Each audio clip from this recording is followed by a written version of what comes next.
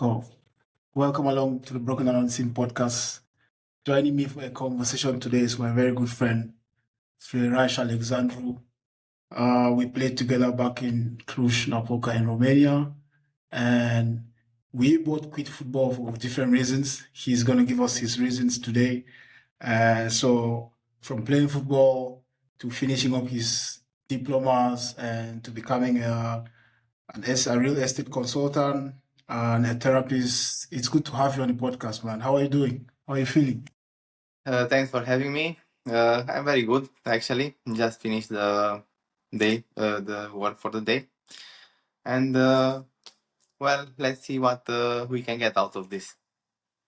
Oh, So, you look great, man. You look fitter than you were when we used to play football. What are you on? thank you. I'm on good food and a lot of exercise because even though I'm not playing football anymore, sport has always been and it's always gonna be like a part of my life and a part of my self because Yep. the basis of the work is equilibrium. So we must evolve ourselves through different areas of life, but always in perfect equilibrium. And sport is like health is very important, not just important. Yeah. So today I want us to not just talk about your life as a football player. I want us to go into the mind behind the player himself, and also to talk about life after football, what you're doing right now, what you have going on, your upbringing, what motivated you to want to play football, and why you eventually quit. So, for people who knew you as a player, myself and a lot of guys who will be watching, and for people who don't know you, who would know you now. So just give us an intro, like who are you, what are you doing, where are you based, and yeah, just talk to us. Okay. So my name is Alexandru Flueras, as he said. I'm currently based in Bucharest, although I lived in Cluj for many, many years. I was raised in a family that really liked football, so I started to play football since I was a little kid. At some point, I moved from Zalău to Cluj and I started to study, so I was both studying and playing football. And at some point, I took a turn and decided to not play football anymore, not because I didn't like it, but because in my mind I was like, if I cannot be the best and play at what level I want, there's no point for me to do that because I'm sure I can do something very good. So my objective, my purpose was to play in Premier League, but looking and analyzing myself, I couldn't really play in Premier League because I don't have the physique to play in Premier League, I'm slow. That's just me. So then I analyzed better. I stayed studying my school. I was in business school in Cluj-Napoca. Then I started to do real estate. I started my own company in real estate that I dropped after a few years because I didn't like it enough to manage it. I also had the supplements brand, which I sold, PowerTech Romania. Then at some point I moved to Bucharest and there was like a big twist, a big turn in my life because all I've done through that point of my life, I liked it, but I kind of liked it. I didn't love it. So I was like, okay, I need to find something that I can study for the next 25 years of my life, 35 years, or for the rest of my life, and really stay with it. Because if there is no like really crazy passion for what are you doing, you are not going to last with the same level of consistency for a long term. So that's when I started studying spirituality. And now I'm a therapist, a consultant. That what this means is I help people heal and I help people evolve through spiritual practices.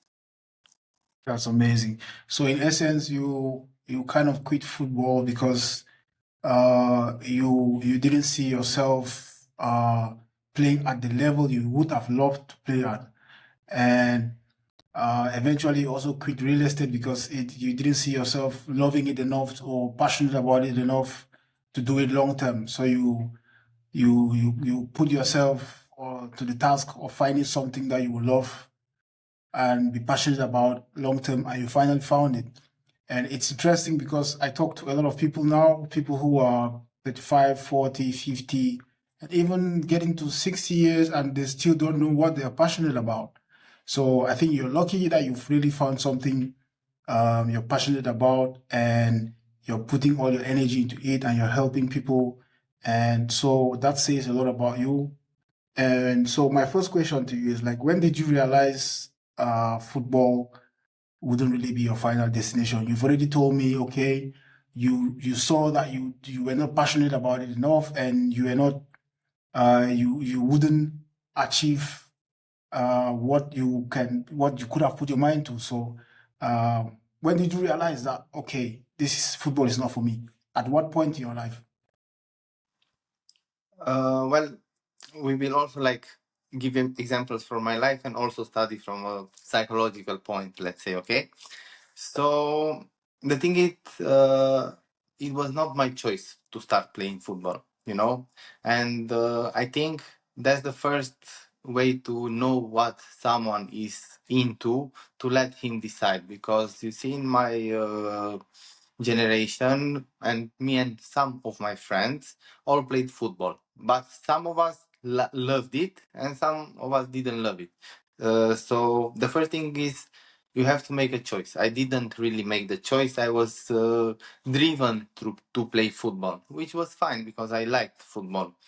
But growing up and playing, I played for some really nice teams. Like I played at Dinamo Bucharest, I played at Ucluj, I played at when we were together at Sănătatea. And you know, I think when I started to move to Sănătatea and I saw like the other opportunities in other domains, I was like, okay, but do I really want to do this like forever? Or maybe is there something that I would also like to do and maybe I could be better at it?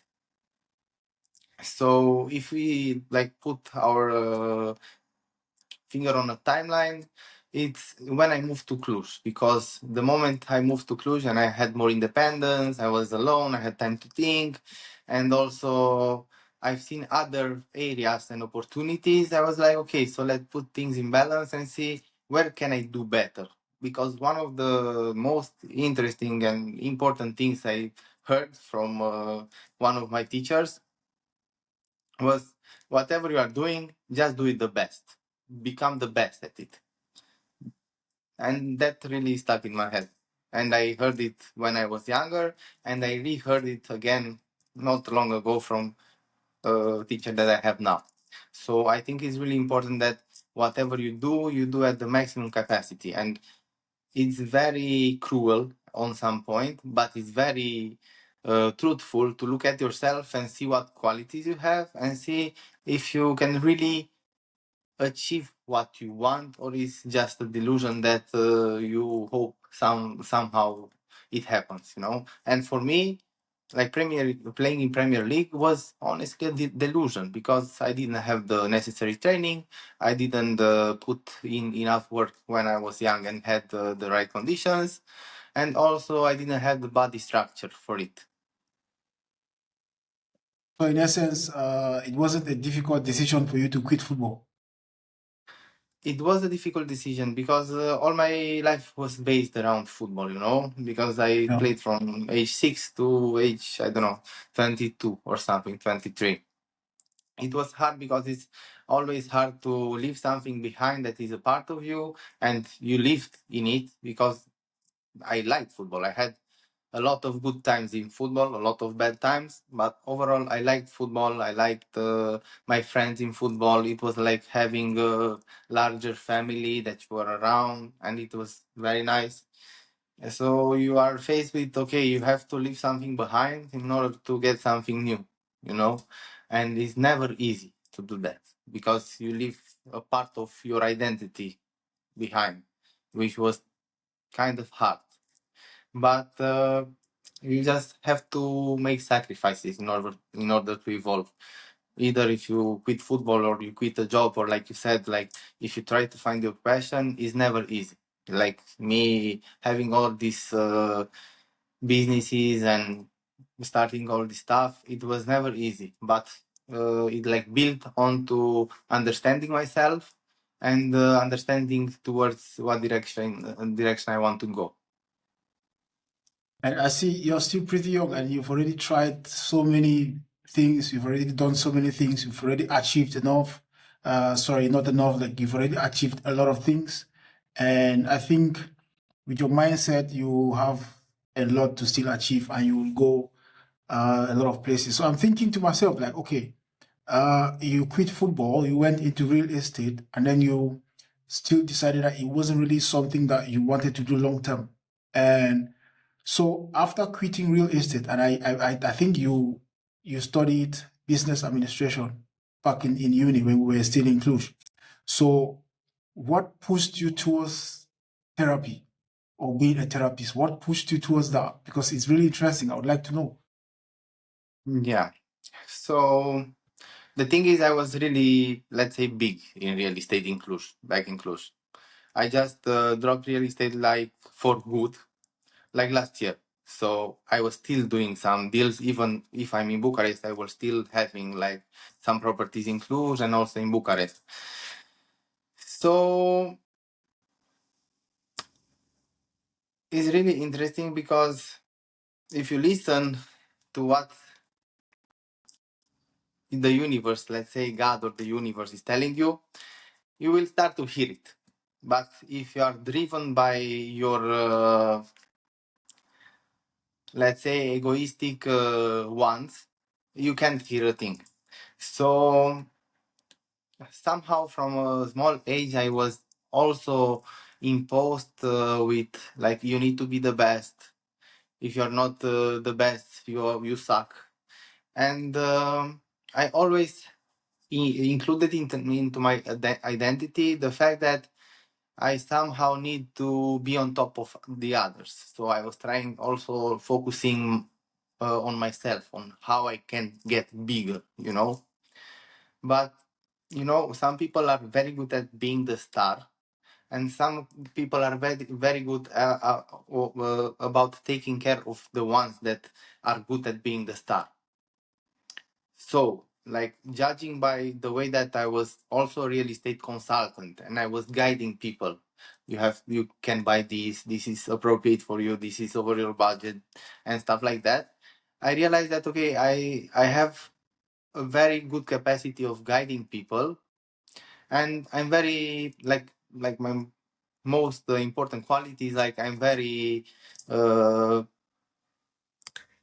truthful, and I will always like be there for you. Like Yeah. I have the ability to take my interest out because I care for you, and that is a very good thing because the moment you start putting others' needs, especially especially in business, because I know about business, in front of your needs, the client will feel it. You know. So what led me to therapy was like the fact that I was very good at helping other people. This was like the first, and I had all the qualities to help other people, but I didn't have the knowledge, you know. So 3 years ago I started to study the spirituality not because I knew what I was doing, but because I had some spiritual problems myself. The moment I went to a therapist like I am myself now, is like a whole new universe opened up onto me, and I really liked it. And I was okay. I feel it in my head and in my heart that this is the right path for me to be studying. So I started studying for a year, for two, for three. The main reason I moved to Bucharest because I had to make a change in order to develop myself and find new, better teachers than I had at the time. You know. So I start gathering all this knowledge with my like let's say natural capacities, and I put it in one, you know.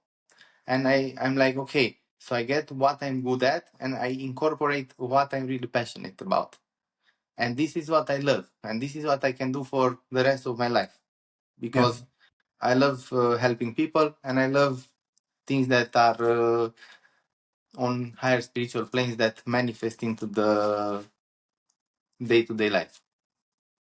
So it's really fascinating hearing you speak, because I remember when we were still playing for Sanitatia, like we will always stay when everyone is going after training.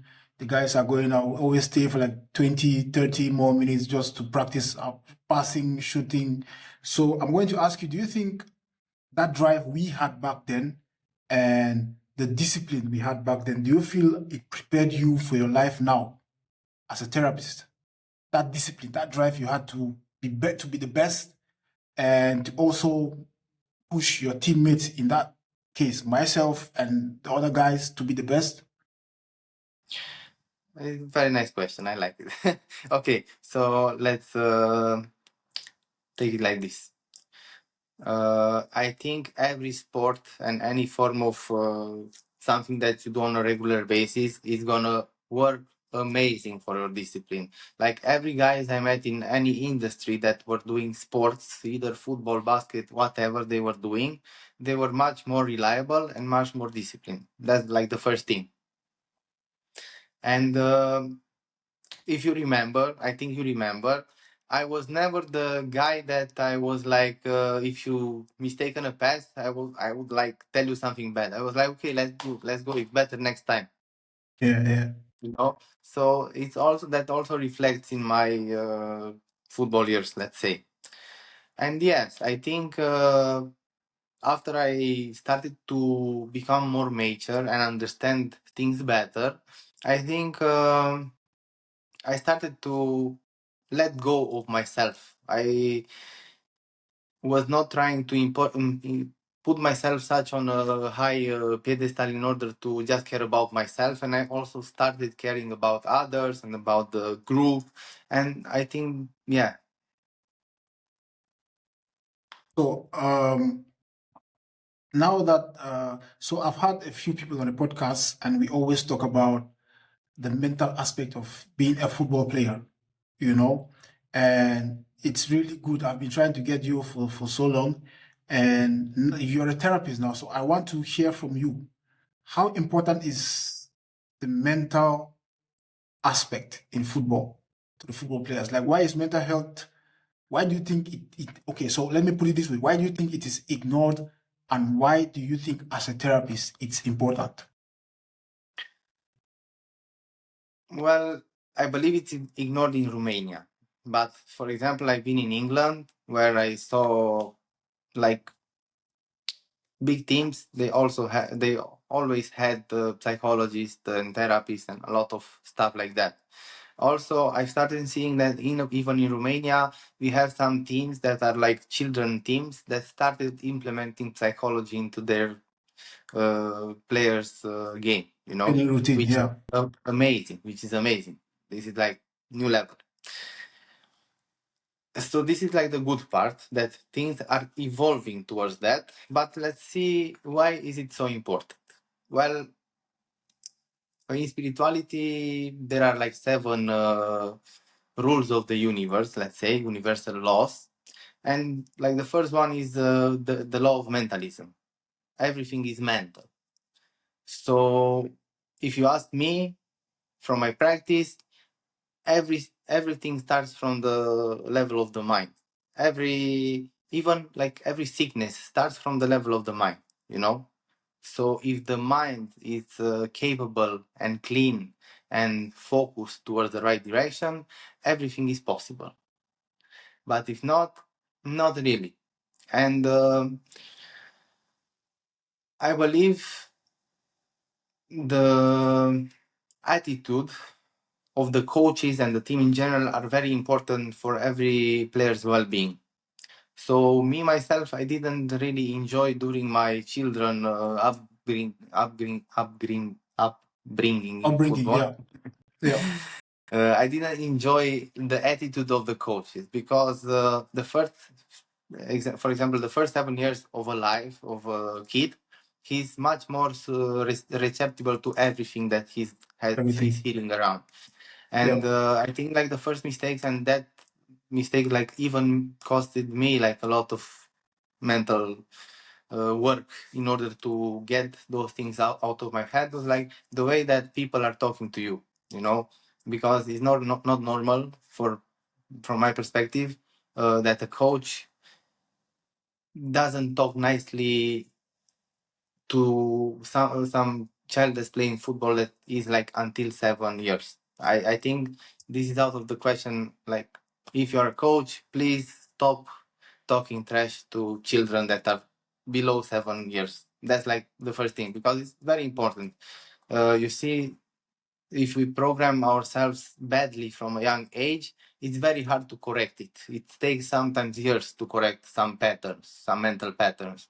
So I think if you can control the communication in the team, things are on the baseline much better than in a team that people are not really well behaved while speaking, you know? Yeah. This is like the first aspect. So this is like the first is speaking. The second is the way you relate to the others. If you see yourself as better than them and they are just Better than the like, others. Yeah. that's not okay as well, because these little things like create fractures. At the point where you have a lot of fractures, you see people fighting, you see people not talking to each other, and just the simple fact that some two players are not okay in a team, it doesn't just affect the two players, it affects the whole team. Because you see, a team is like a ball of energy. Yeah. If something is a crack in that ball of energy, energy goes out and you remain with less energy. So that's how important is, from my perspective, the mental aspect of the game in football. Yeah. So, and as a therapist, what do you think are those signs to look out for when to know if a player is struggling mentally as a therapist?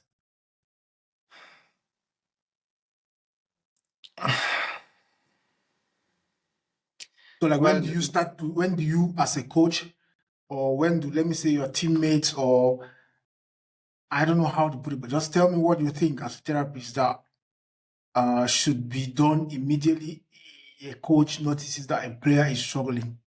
Because sometimes you see, let's say, I remember even when we used to play for Senatatia, there were times like we are sitting on the bench and then someone else is playing and you know you are better than that, you are better than who is playing, but the coach doesn't even talk to you to like explain why he or he is playing, you know. So what, like, and it, those are the type of things that can play with your mind as a player, because if you're watching the game and you know that your teammate is playing and you are better than that teammate, it can mess with your mental state and it can even affect how you train and it can even affect your state of mind. So I'm asking you, like, what are some of the signs that a player is struggling? For me, I think, talking for myself, when I used to play, if I felt like the coach was ignoring me, my training would, the level at which I would put myself at training sessions will be deep, will be a bit different from when I feel like the coach wants me, when the coach makes me feel important. And I think it goes to say so many other players feel this way or behave this way. very good question. Okay. So I will mix like psychology with spirituality and example. Yeah. Boom.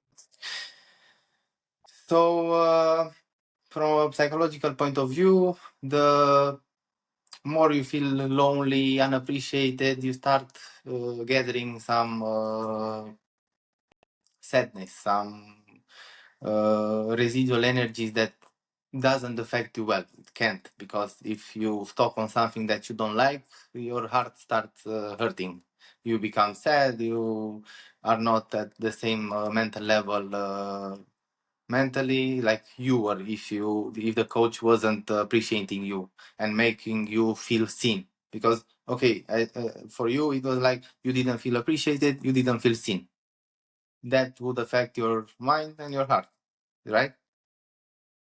Because Okay, so from energetical perspective, everything that bothers you mentally if you also improve the magnitude of what is happening in your mental, of what bothered you, and also if you have emotions about it, it grows stronger. The stronger you make it, the more it impacts you. That is why some people have pain. For example, some people have pain in the back, because the heaviness of that they carry is like sedimented energetically on their body. So on the first level of a player, when you realize that something is not good, there are obviously like physical signs. You see he's not in the mood.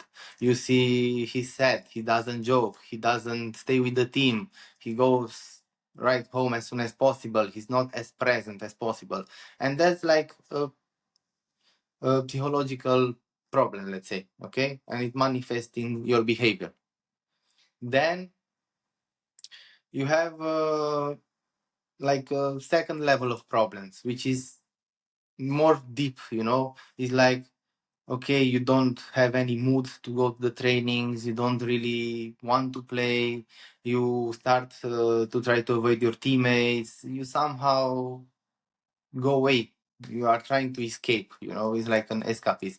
And like third level of problem is like you start having pains, your body doesn't work the same, you just don't work like you should, because the problem is not at the surface anymore, it's like much deeper. And when it gets to that, that's when you ideally you have a mental coach on the team and you don't get there. But for example, when the problem gets really deep, that's where you like need someone to work on you energetically,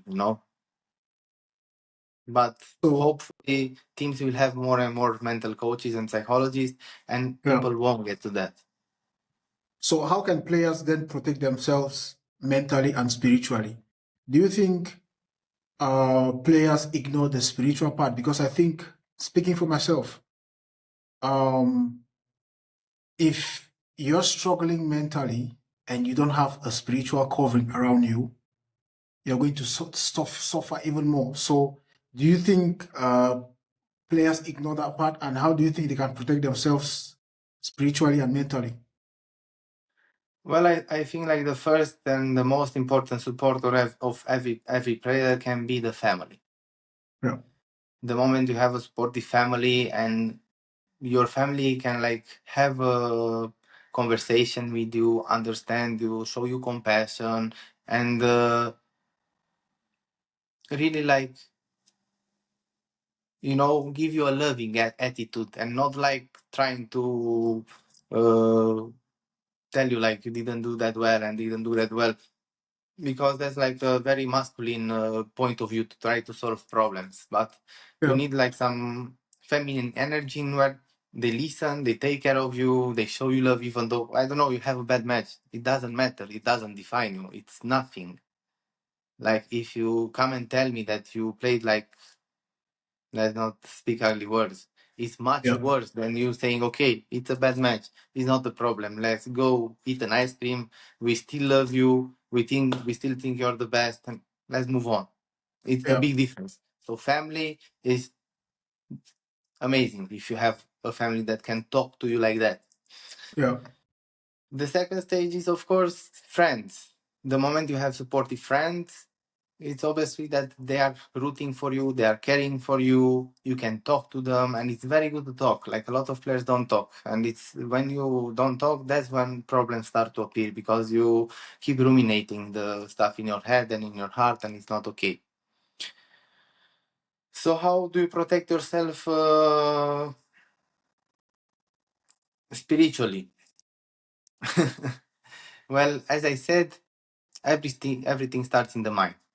So the moment you move closer, further from a calm mind, the easier it gets that your mind pollutes. This is like a base principle in everything you do. If you're not calm in the mind and you start overreacting or start overthinking, that's when you start to lose control of it. So the best way is to stay calm, to not judge people, and always try to see both parts of the coin, because every coin has Yeah. two parts. If you As two just parts. see it Yeah. from your perspective, most likely you don't see the whole coin. So you better flip the coin and watch the other perspective as well. Yeah. Because the moment you understand the other side, you will widen your perspective. The more perspective you have, the better judgment you have. Okay, so let's say you have your mind right.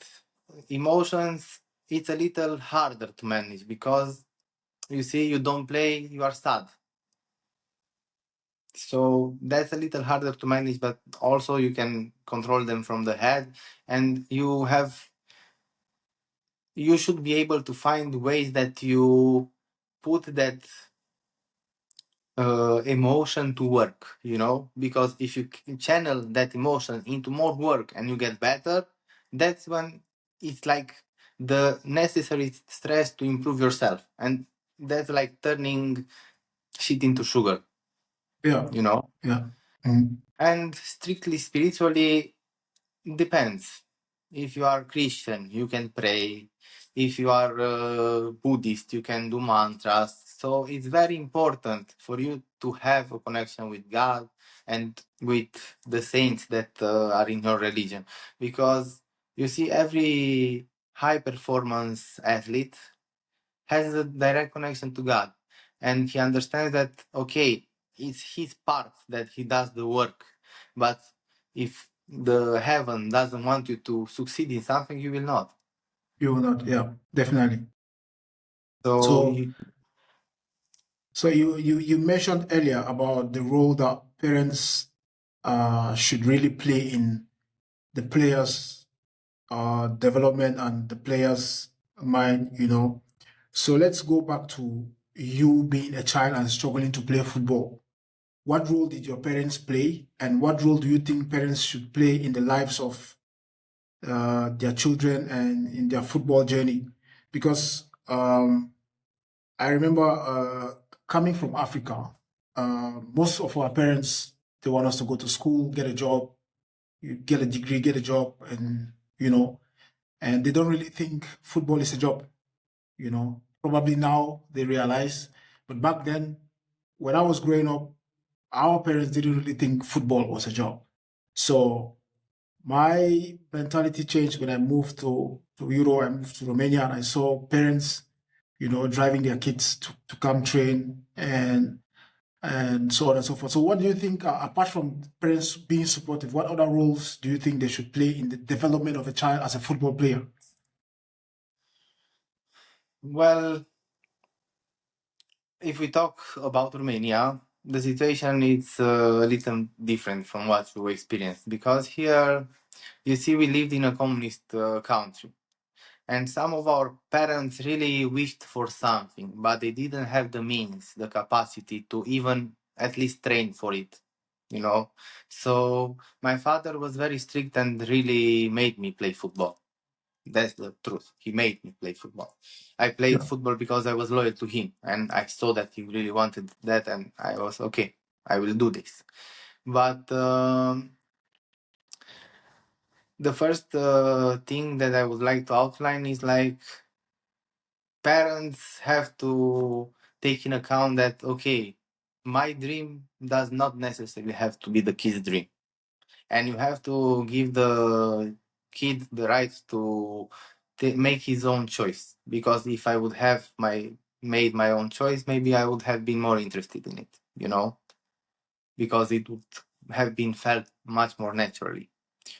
So this is like the disclaimer, let's call it. yeah, But the most important role the parent has to play in the child development that plays football, I think, is the supporter. Like, if your parent is your biggest supporter, and not like a delusional supporter, yeah, it's like the one that is being there for you and can tell you the truth, even if it's hard sometimes to hear it, and yeah, can mend your wounds, and that can understand you, show you love, show you compassion. When you had the bad day, take you out to eat an ice cream. And as the child grows older, the somehow develops into his own child's therapist. Because that's the Yeah, truth. You have to manage the. You understand that it's hard at 14, 15 years old to understand this world. Honestly, it's hard. So yeah, you as a parent, you have to guide him and impose the necessary respect that he listens to your advices. Because if you don't have any authority on your child, he will not listen. It's that's very true. important in the age like from 12 to 18, 20 years of the developing of the football career that the kid is very serious. If he's not serious and he's not really involved, that's like the critical years, in my opinion. Because if he does well in those years, he's very good. And in order for him to do well, because there's a lot of distractions around, especially now, he has to really value your opinion. And you do that by proving that you are trustworthy and by having an authority. Amazing.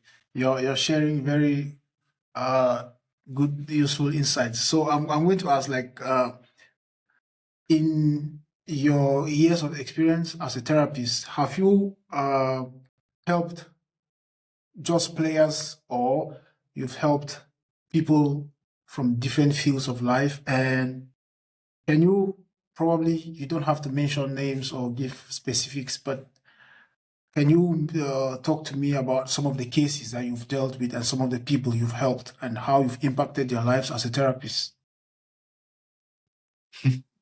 Okay. Yeah, Yeah, so I work with people from various domains. I work with entrepreneurs, I work with sports people, I work with personal trainers, I work with people that work in different and various places. I will give you three examples. So, people usually come to me first category when they are really like very bad. And so I'm giving these examples so you can understand. The first example is something that is like someone that just had a bad thinking. So just imagine this lady had a bad thinking, and it's like she was having a bad thinking in the sense that she would also play in her head the wrong scenarios, the ones that were the worst case scenarios. The second problem she had, she was not speaking what she wanted to say. The third thing is because she was not speaking, she was hurt because she couldn't express her feelings. That affected her security, personal security, yeah, her confidence. confidence. And Yeah, that slowly accumulated over her is like a cloud, you know, she was like in the cloud. So imagine this lady had back problems, neck problems, pain all over her body. Because you see, if you would have to imagine that you have like waves of colors all over your body, but they are muddy colors. That is how you can see like a clot of bad energy on your body, you know? You cannot possibly see it, but this is how you can imagine because I am telling you. And just because I did like one therapy session and I cleaned her chakras and structures and aura and fields, energy fields, she told me the next week that she didn't have any pain in her body. Of course, we had to keep working for a few more sessions, but it's like that big is the difference between having a bad thinking and having a good thinking. Good thinking is healthy, bad thinking is like you are an apple that rots and rots and rots and rots. yeah, Of course, we have the knowledge to clean those energies, but what I'm aiming for is not just to clean them, because I don't just want to clean people. I want to help them to start thinking healthy, you know? Okay, the second case, I had this, and this is also, I had this personal trainer, a girl, which is very popular. especially in Cluj-Napoca, that had like lower back pain, you know, and she couldn't train and do squats for like a pretty long time, like 2 months. And again, I did a therapy session on her. She reportedly, after 2 days, started lifting weights, started doing squats. And the problem was that because of an emotional suffering, that energy that was creating from the suffering, it was like pressuring her back, you know, and that made like the tissue to expand. So it was pressing on the nerve. As soon as that pressure was taken off, the body healed itself. Wow. And the last example I will give, it's, let's say, more oriented towards career, because this is very important, and we are in the age in which AI is changing a lot of stuff, and people will start to be more and more afraid and more in a crisis, let's say. And this example is about a friend of mine. He's actually a friend that I met in Bucharest, you know, and he was also in real estate, and he was also um he didn't like it anymore, because you see, as real estate agents, sometimes you are very useful for people, sometimes people are trying to not really respect you, let's say, Yeah. to not put it in uglier terms. And at some point you accumulate a lot of stuff. So he wanted to quit real estate, but he didn't have where to go. And my role in this was like, I started to guide him towards understanding that the first thing you have to do when you switch careers, and it's like a big move, is you don't have to rush. It's okay to have 25, 30 years old and to not know what to do, because I'd rather have you stay 2-3 months at home or at working at a job that you won't do for a long time, but it's like an intermediary job until you find what you love, then making a choice, sticking with it for 3-4 years, then entering another phase of like, I don't have any sense, you know.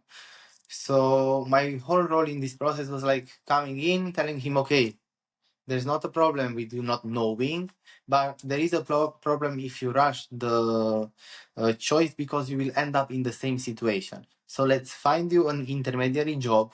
Let's cool you down. You just have to chill, and let's starting and building towards what you are good at and what you could do for the next 20-30 years old, because you see, the thing is, in careers, you don't aim to make money as soon as possible. In careers, you aim to last as long as possible, because the more you last, the more money you will make in money wise, and also in Yeah. satisfaction wise, because the more you are in the field of uh, career, the more you accumulate acquaintances, collaborators, knowledge. So when you unite all this, you can like really build onto something. But if you don't have the passion to do it, you won't go to that networking event, you won't stay up late to learn, so it's not possible. Wow. So you've given me three examples, and what I can pick up from these examples is most times it's not actually the physical pain. It starts from the mind, and your it, al- mind can affect your body. it always starts from the mind. Every sickness starts from the mind. Wow. Wow. Amazing. So putting all this together, I want us to go back to um, the role that uh, parents, friends, family have on us as football players, and in general to kids who have dreams and they want to realize or they want to achieve these dreams. So how can a parent know if the dream they are pushing is their dream or if it's really the child's dream. And at what point does it start to affect either the parent or the child mentally? As a therapist, have you had any experience pointing to that sort? Or you just talk to me about how you think parents should deal with their kids not wanting to go a certain path. For example, you said your dad made you play football. And I know so many examples of, my dad wanted me to be a football player, but I wanted to do something else. So how can parents know that this is not the child's dream, this is my dream? And when does it stop? Yeah. Mhm. You see, there's another issue with parents in our times, and I also see it because I have a younger brother, and I see it with my parents doing with my brother. The parents shouldn't really sugarcoat children, because the minute you take care of him too much, he will not evolve. Like, if there is no resistance, there is no evolution. If you take away the resistance, he will stay on the same spot. So the first advice, let's say, is let your kids knock their heads on the wall. It's perfectly fine. They will not die. You give him security. They won't be able to. It won't happen anything to them. So let them make some choices. Let them make mistakes. It's like if they don't make mistakes when they are little, when they will make it. You Yeah. see, the first thing is don't choose for your children. Let the child choose, because you go in and you explain listen, it would be amazing if you would do a sport because it's healthy, because you will make friends, because it could turn into a career. But don't make the decision for them. It's listen, I will take you to football, see how you like it. I will take you to basketball to see how you like it. So as the first step is don't take decisions for them. Show them what is available and explain the benefits, because the more you explain to children, the more they will absorb. The more child has understanding, the better able he will be to create his own vision of the world. If you impose something on a child, you are narrowing the perspective. If you give him information and options, you are letting him make his own point of view of the world. Yeah. So, okay, let's say you made the mistake that you chose for your child what he would do from a young age, but that's not really a problem, because you see, even with the school system, there is a big problem, because we have to choose from a young age what we will do in all of our career. So how could a 14-year-old child choose what they will do for the rest of their life?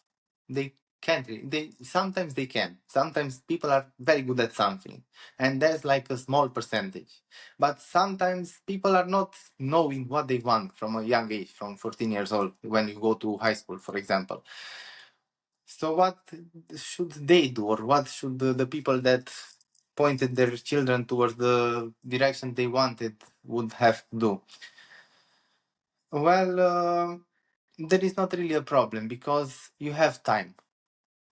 You have time, and you can also always change. You can always understand, but you have to be brutally honest. You see me, for example, I played until 22 years old football, and I dropped it and switched 180 degrees. you know so it's very important to be brutally honest, and to understand that you can always take a course, always start something new, and it's okay to not be very good at first. Nobody is. But as long as you love that thing and it fulfills you, it's a good path. Because if you do something and it doesn't fulfill you, and it doesn't bring you a lot of money, you will eventually drop it anyway. And even if you make a lot of money, at some point you will lack the fulfillment from it, because you see, in real estate Fulfillment. I was Yeah. doing much more money than I'm doing now, for example, but I was feeling numb, because it was numbers in, numbers out. Now, when someone comes to me and 3 months later I'm seeing him happy and in way different shape, I'm much more happier. And it gives you fulfillment. Exactly. Yeah. So, at what point should a young player who really has that dream to become a top footballer take responsibility for their career? And to you, as someone who once wanted to play football but turned their life around, what does, in quotes, serious about football actually look like? And we've been talking about parents pushing their kids, encouraging their kids, but being brutally honest. So my other question is like, what sacrifices are real and which ones are illusions? So which sacrifices are real and which sacrifices are illusions Illusions, yeah. for the kid that is trying to become a footballer? To become a football player, yeah. And what does I am serious about football look Mhm. like? Yeah, Okay, so the first component is the kid has to really love the game.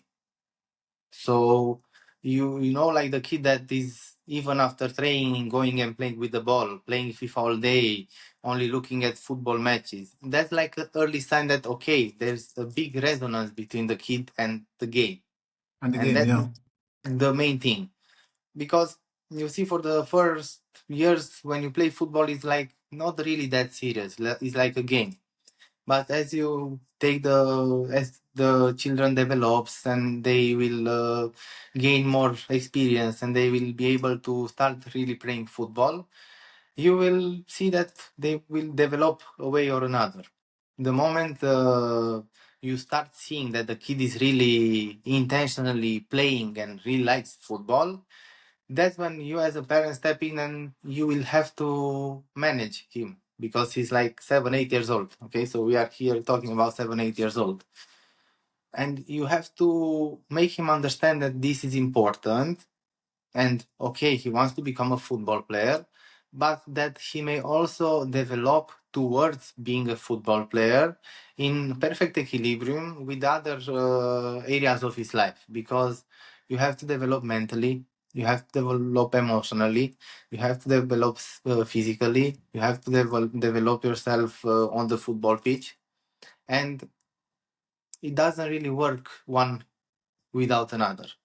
That's why it's very important for the kid to go to school. So you as a parent have to take care that he goes to school and have the responsibility to make him understand like this listen, if you're not doing well on all planes, you will have some your lack balance, equilibrium. The Yeah, moment you lack equilibrium, there will be some blind spots. So that's like the first serious discussion you have to have with the child. Then yeah. you continue to support him, and I think the things start to get really serious, let's say about 14 years old, because there's like when maybe you should make a decision. A Okay, we decision, are yeah. going for it. Okay, we are not going for it. And that's when you have to be brutally honest. Okay, let's see, physically, can you do it?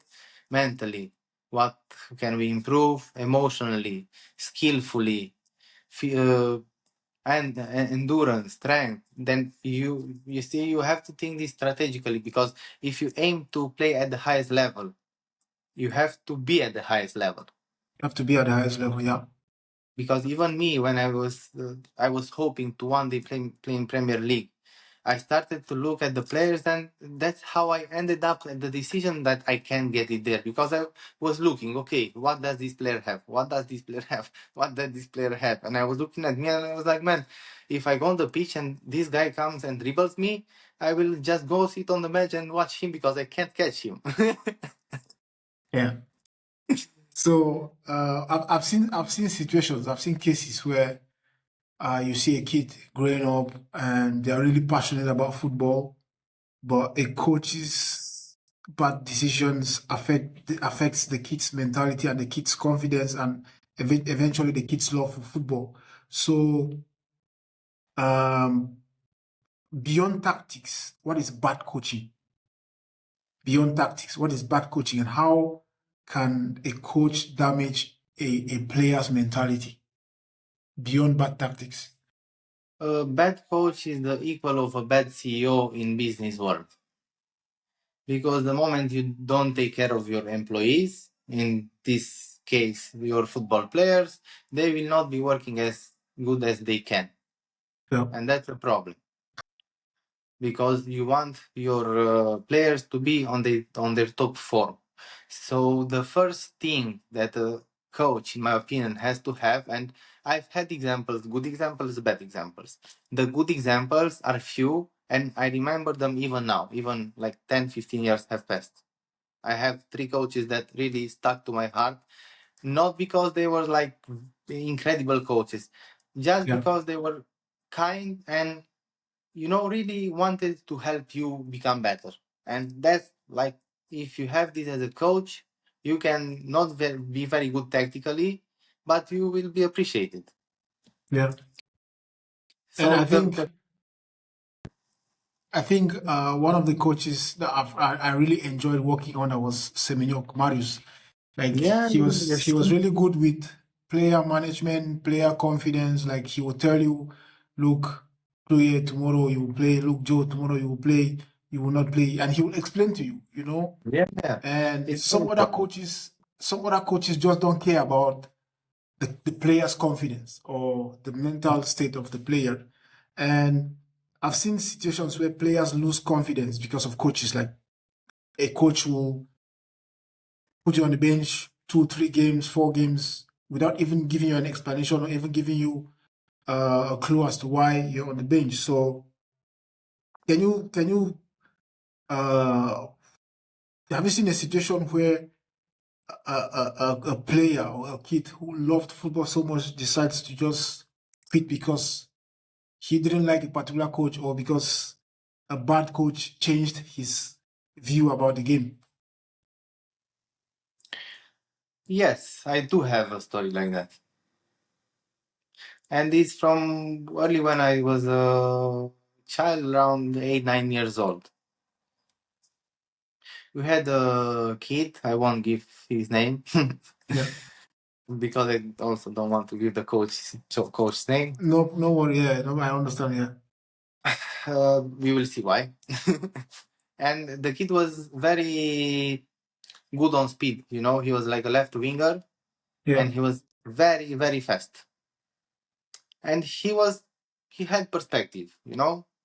Like he had a good setup with the family. His family could support him. He was fast.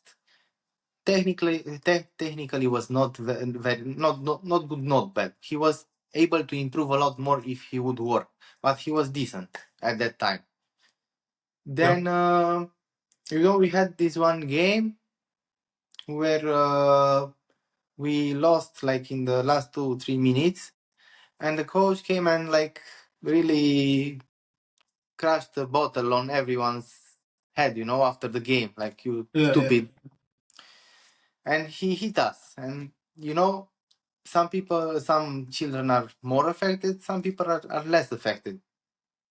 And he was so affected that not only he stopped playing football after a few months, but I met him in college, and he was so depressed, so scared of life, that he was like, I don't want to do anything because it's pointless anyways, because I'm a loser. So that was his mindset. Because okay, something might have happened from there, but you see how much uh, animal behavior affects a child. Yeah. So, what makes a healthy team environment, and where do clubs fail? Staff communication, the leadership around the team, and how important is trust between a player and a coach to the player's development? So as I said, I had bad coaches, good coaches. So the first thing is like the coach has to communicate, it has to care about you, and it has Yeah. to make you feel like he's there for you. So that's like the first definition of a good coach for me. Then, like the best coaches I've had were also really good at understanding your emotion and how their decision would affect you. Like you said, if he would put you on a bench and didn't Yeah. tell you, you would go crazy a little. But if you would say like, listen, you have three green, yellow cards. You have to stay this match on the bench because next match I want you to play, and I can't afford to risk to get you suspended. Then Splendid. the Yeah. whole mindset changes like a lot. You go from angry to very understanding, Very understanding. Yeah. and even like complimented because he cares enough about you to think about you and Yeah. to make decisions around you. So obviously the tactical element every coach has to have, the knowledge of the game. But for me, because I can't speak of the tactical aspect and technical of the game because we had guests that are much more into that than me at the moment. This is like what I can say. It's like his ability to manage players, his ability to communicate, to take care of them, to make you feel seen, to give you like the. It's like in a relationship, you know. If you Yeah. communicate, if you take care of one another, if it's that dynamic, things work out. If it's not, it doesn't. Yeah. So we are already past the 1 hour mark, and I want to hear from you. Like, what's your advice to young players who are aspiring to play in the Premier League, and what do you have to say to them?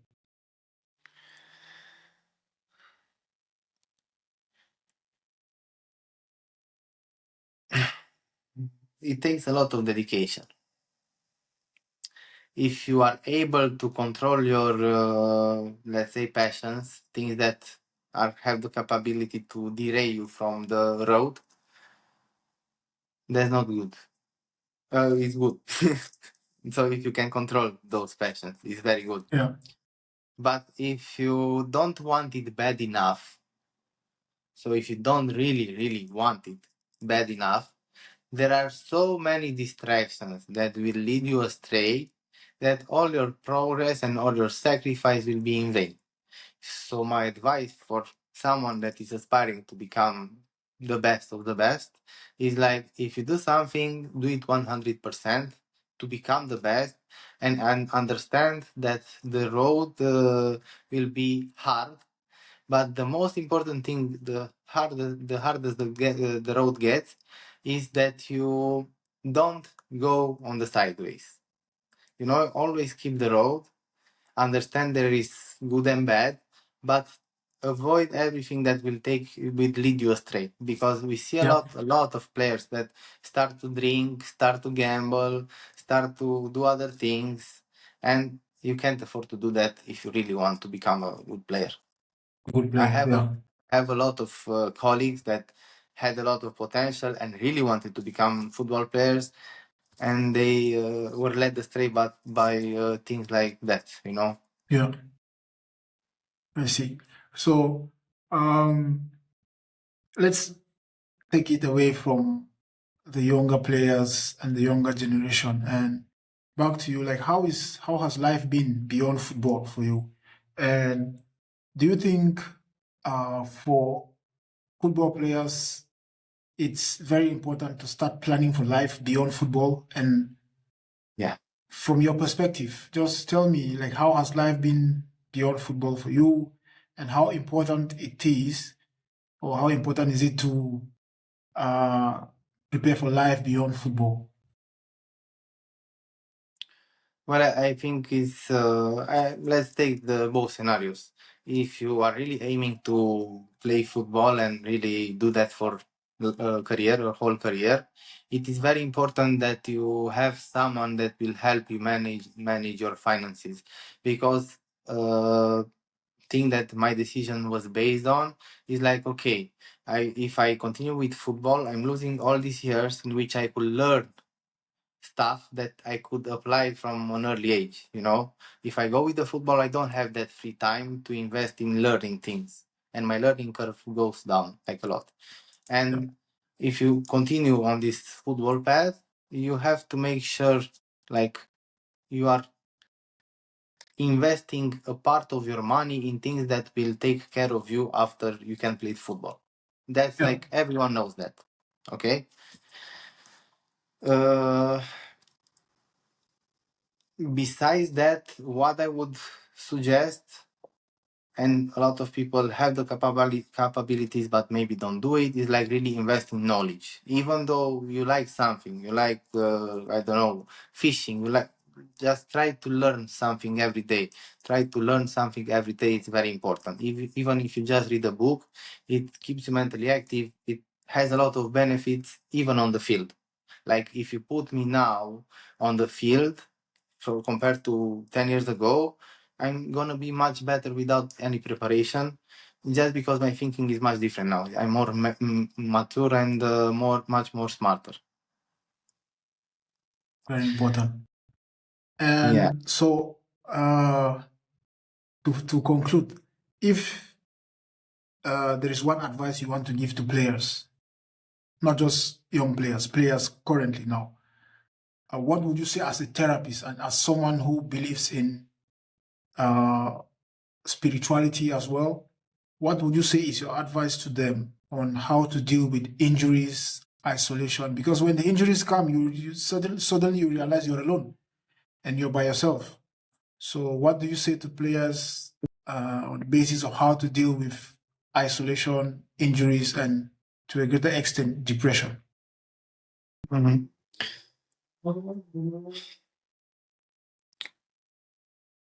Well, it's very important that you talk your feelings out, because it's like I was injured myself for a few months, and it's very important to talk how you feel, what you feel, how injuring was made you feel. This is very important to let things out, because if you keep them inside, again, you will have a lot of rumination and it will not be good.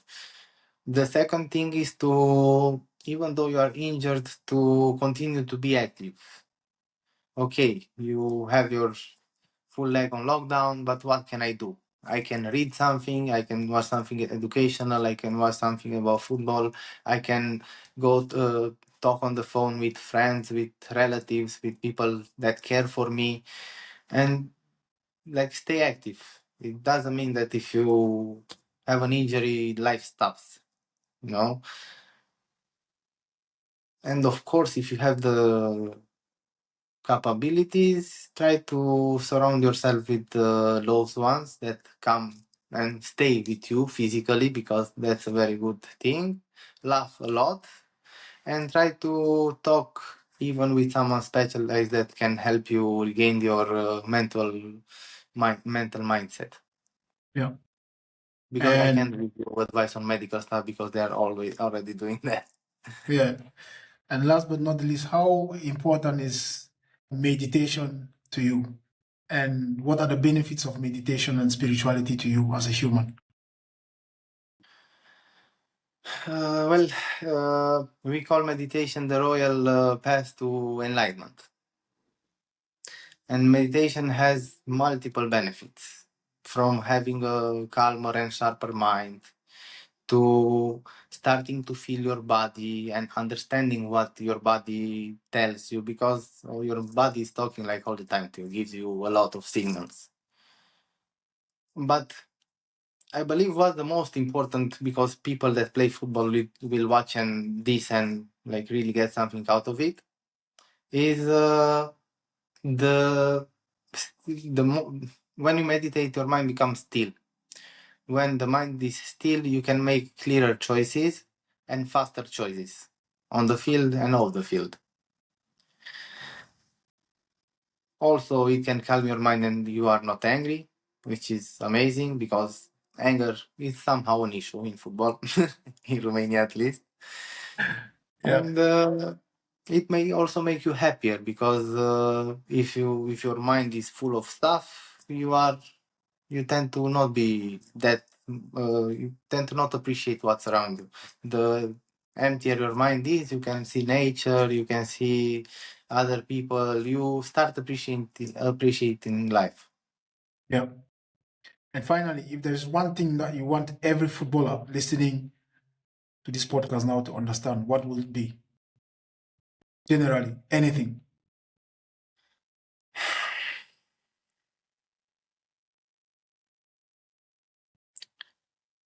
Try to let go of your ego and really dig deep down in your heart and understand what you want from life, and trust God that He has the path already for you, but you just have to follow and not be rigid to it. It may be football, it may not be football, but as long as you open your heart, trust God, uh, the road shall be laid in front of you. All right. So thank you, man, for coming on the podcast. I really Thanks for appreciate your inviting me. time. It's been interesting. You've taught me a lot, and we've talked about so many things: mental health, spirituality, football, and coaches, footballers, and the team environment. And I really love it, and I appreciate you for coming on. And so, yeah, this is the Broken and Unseen podcast, because every player has a mind, has a story, and a reality that people don't see. Until next time, Ibuni Kusafusam.